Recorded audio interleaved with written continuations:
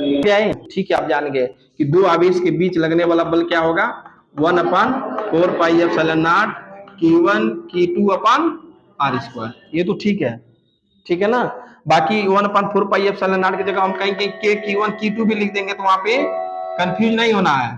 के Q1 Q2 upon are square 1/4πε के भी लिख देंगे, ठीक है, शॉर्टकट में लिखने के लिए। अब आओ आप न्यूमेरिकल्स ध्यान दो, और इसमें कम से कम 5-6 प्रकार के क्वेश्चन आते हैं, तो एक एक प्रकार के क्वेश्चन हम बताएंगे धीरे धीरे, आराम से समझो। ये चैप्टर अच्छे से समझ गए तो बहुत आसान हो जाएगा। देखो पहला आपका प्रकार है, अगर मान लो कि हमने एक ट्राइंगल ले लिया, बहुत इजी वे में आसान छोटे छोटे क्वेश्चन लेके चल रहे हैं, या ठीक है, एक ट्राइंगल हो गया, साइड इसका है समबाहु त्रिभुज है, क्या है, समबाहु त्रिभुज, ठीक है।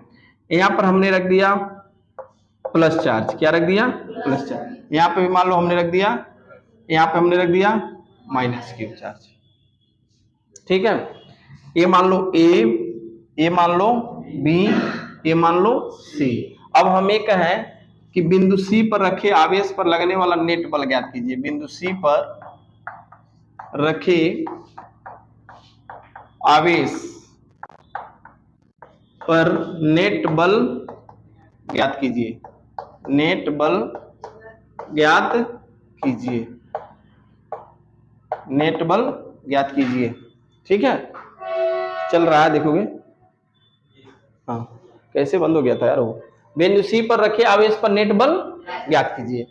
तो सबसे पहले ध्यान रखना है कि पहला क्वेश्चन क्लियर हो गया ना, कहाँ ज्ञात करनी है, कहाँ पे, सी पर। तो इसको आप ढक लो ऐसे, तो कितना दिखाई दे रहा है, कितने बल लगेंगे, दो, बस सिंपल तरीका जान लो, ठीक। जिस पे ज्ञात करनी है उसको आप रख लो। बाकी देखो अगर उसके चारों तरफ कितने आवेश है, तो दो है, तो इसमें कितने बल लगेंगे, दो, ठीक है। अब चलो, यानी इस पे कौन कौन से दो आवेश है, ए आवेश है और एक ए आवेश है।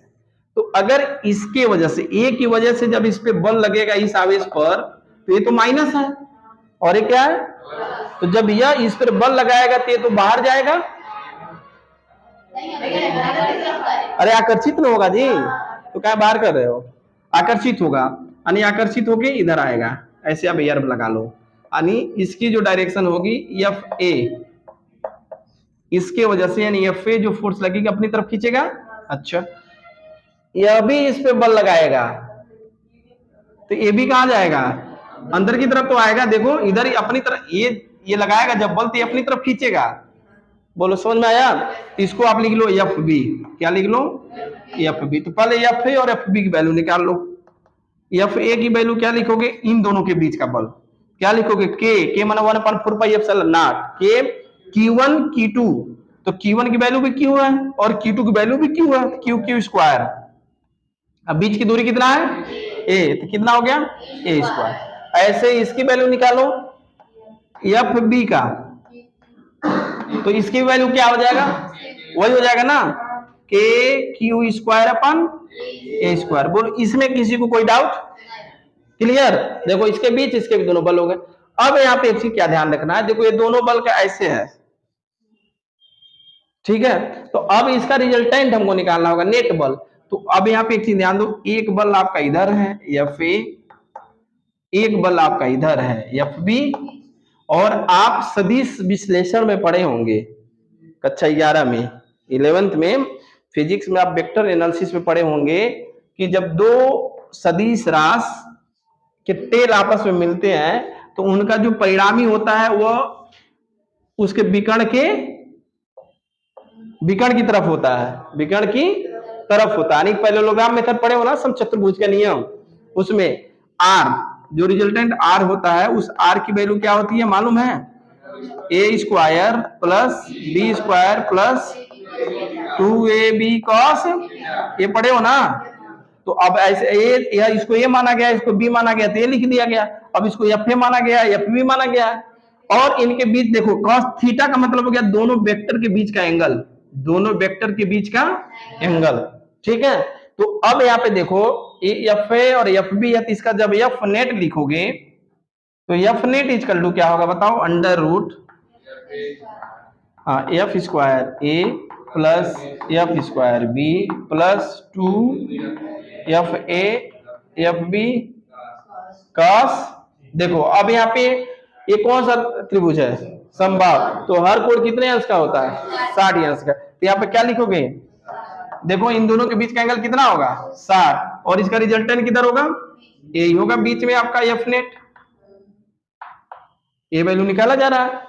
ठीक है, तो एफ नेट इजकल टू, अब यहां पर रख दो value, F net equal to F square, A माने एफ की वैल्यू ये है, एफ की जगह क्या लिखोगे, एफ की जगह K Q square upon A square का whole square plus K Q square upon A square का whole square plus 2 F A K Q square upon A square into, फिर वही लिखोगे, इसलिए इसका क्या करते हैं स्क्वायर, और cos 60 अंश की वैल्यू 1/2, 2 से 2 कैंसिल, समझ पा रहे हो ना। अब देखो यहाँ पे क्या होगा, 1 2 3, तो यहाँ पे क्या लिखोगे 3 के Q square upon A square का होल स्क्वायर, हो जाएगा ना। देखो दोनों तीनों एक समान, 1 2 3, तीनों, अब एक रूट के अंदर है और स्क्वायर है तो बाहर हो जाएगा, तो इसलिए एफ नेट की वैल्यू क्या आ गई, K Q square upon A square root 3, that is answer, ये आपका उत्तर हो गया।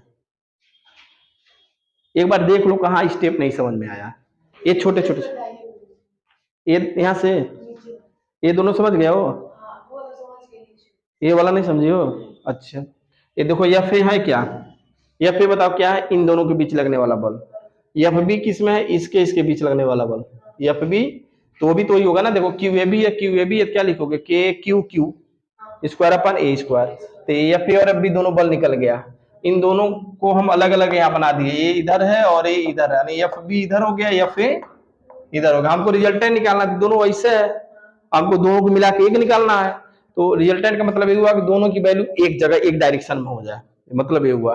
तो अब हम क्या करते हैं, देखो ये दो वेक्टर हो गया, वेक्टर ए और ये हो गया वेक्टर बी, तो जब इस तरह का कहीं दिया होगा तो उसका जो नेट बल होता है, नेट मान जो होता है, परिणामी जो होता है, यह हमेशा जहां पे दोनों मिल रहा है उसी के सीधे आप लाइन ड्रा कर देते हैं, यही जो होता है उसका परिणामी बताता है, यह इसका परिणामी बताता है आर, और आर की वैल्यू जब वेक्टर ए और बी है तो उसका फार्मूला होता है A square plus B square plus 2ab cos, लेकिन यह बल है तो इसलिए बल निकालना, तो इसलिए यहाँ एफ लिख दिया, तो एफ इक्वल टू क्या लिखोगे, एफ स्क्वायर, यानी एक जगह क्या लिखोगे F A square plus F square B plus 2 F A F B cos theta, cos theta का मतलब इन दोनों वेक्टर के बीच का कोण, तो एक समबाहु त्रिभुज है, क्या है, तो ये सब 60 अंश होता है, ये भी 60 अंश है, ये भी और ये भी 60 अंश, तो यहाँ क्या लिख दिए cos 60 अंश, ठीक है।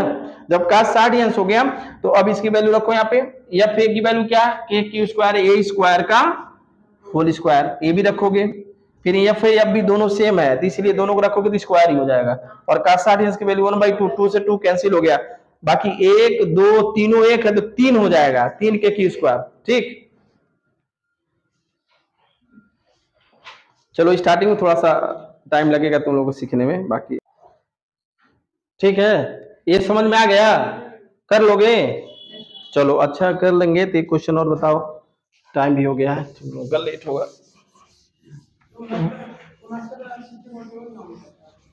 हाँ यार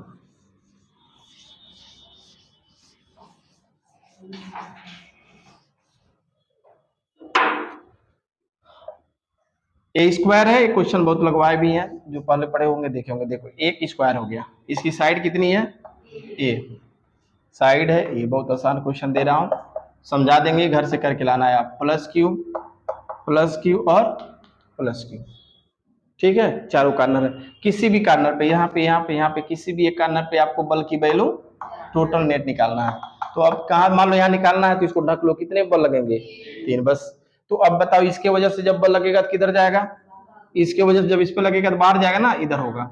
यह जब बल लगाएगा तो किधर जाएगा, ये भी जाएगा इधर, ये भी लगाएगा तो ये भी आप मीट ऐसे मिलाओगे, ये भी ऐसे निकलेगा, निकलेगा ना। तो अब यहाँ पे मान लो कि इसका नॉमिनेट कर दो, ए बी सी और डी, तो ये क्या हो गया एफ डी, और ये क्या है एफ बी, और ये क्या है एफ ए है, ये की वजह से एफ ए, तो सी पर निकाल रहे हो आप, ठीक है। तो अब यहाँ पे एक चीज बताओ, सबसे पहले एफ ए एफ बी का अलग अलग सब कर लिख लोगे, ये डिस्टेंस होगा इनके इन दोनों चार्ज के बीच की दूरी क्या होगी, a√2 हो जाएगा। ठीक है, a√2 हो जाएगा, क्योंकि वर्ग का विकर्ण यही होता है, a√2। ठीक है, भुजा √2 होता है। तो ए, अब इन दोनों एफ ए एफ बी की वैल्यू यहां से लिखोगे, देखो इनके बीच की बल क्या हो जाएगी बताओ, के क्यू स्क्वायर अपान होगा ना, इसके बीच का बल क्या होगा, के क्यू स्क्वायर अपान ए स्क्वायर, ये भी होगा। लेकिन जब एफ ए की वैल्यू लिखोगे तो क्या होगा, के क्यू स्क्वायर अपान √2 ए स्क्वायर, √2 ए का स्क्वायर, तो इसकी वैल्यू क्या हो जाएगी, के Q square upon 2a square. ऐसे प्रैक्टिस करो कि आपको बहुत ज्यादा लिखने की जरूरत ना पड़ा, वैसे तुरंत बिना टाइम लगाए आंसर ला लो। तो ए हो गया आपका। ठीक है, ये तीनों का अलग अलग लिख लिए, लेकिन यहाँ पे एक चीज देखो, ए एफ बी है और ए एफ ए है, तो इन दोनों का रिजल्टेंट भी यही होगा। इन दोनों का रिजल्टेंट भी, पहले इन दोनों का रिजल्टेंट निकालिए तो इसी में आएगा। तो जब इसमें आएगा तो इसको क्या लिखोगे, √ इन दोनों का F square B plus F square D plus 2fa F D into cos 90 degree क्या रखोगे, क्योंकि इन दोनों के बीच का एंगल कितना है, 90°। तो ये हो जाएगा 0। ठीक, तो बाकी जब वैल्यू रखोगे तो आपकी वैल्यू यहाँ डायरेक्ट हम लिख दे रहा हूं, बाकी घर से करके लाओगे, यहाँ लिखोगे नहीं, √2 आ जाएगा ना, एफ डैश, यानी ये एफ डैश की वैल्यू हो गई। बाकी एफ डी की भी वैल्यू इसी में है, देखो यहाँ पे, हालांकि कल मैं फिर इसको बताऊंगा अच्छे से, लेकिन केवल बता रहा हूं कि घर से करके लाना आप इसको। एफ इक्वल टू क्या हो गया, F dash plus F D, F A sorry क्या हो गया, एफ ए। तो बाकी रख देना यहाँ पे, के क्यू स्क्वायर अपन ए square √2 plus K Q square upon 2a square. तो कॉमन क्या हो जाएगा, के क्यू स्क्वायर अपन ए स्क्वायर कॉमन हो गया, बच क्या गया, √2 + 1/2, यही आपका आंसर हो गया। ठीक, एक बार ट्राई कर, इसको हम कल बताएंगे, आज केवल एक हिंट दिया हूं कि करके इसको कैसे लाना है आपको।